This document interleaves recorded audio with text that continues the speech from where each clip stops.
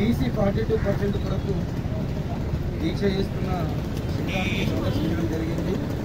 ఏదైతే మనకు తెలంగాణ ప్రభుత్వంలో ఇప్పుడు కామారెడ్డి డిక్లరేషన్లో రాష్ట్ర ప్రభుత్వం 42% రిజర్వేషన్ని ప్రకటించడం జరిగిందో దానికి అనుగుణంగా ఈరోజు స్థానిక సంస్థల ఎలక్షన్లో కానీ వివిధ రంగాల్లో కానీ 42% బీసీలకు రిజర్వేషన్ కల్పించాలని చెప్పి ఇక్కడ ఉద్యమం చేయడం జరుగుతుంది.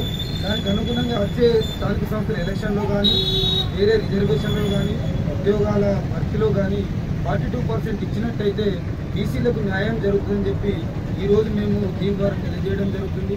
దానికి అనుగుణంగా జరిగే ఎలక్షన్లో ఖచ్చితంగా 42% చేయాలి. అలాగే ఎక్కడైతే మనకు ఎక్కువగా మనకు బీసీ రాష్ట్రంలో ఉన్నారో వాళ్ళందరికీ కూడా న్యాయం జరగాలి అంటే 42% ఇచ్చినప్పుడే న్యాయం జరుగుతుంది. కాబట్టి ఖచ్చితంగా 42% రాష్ట్ర ప్రభుత్వం చేస్తుందని కూడా మేము ఆశిస్తున్నాం. దానికి అనుగుణంగా స్థానిక సంస్థలలో కూడా రిజర్వేషన్ వస్తుందని కూడా మేము అనుకుంటున్నాం.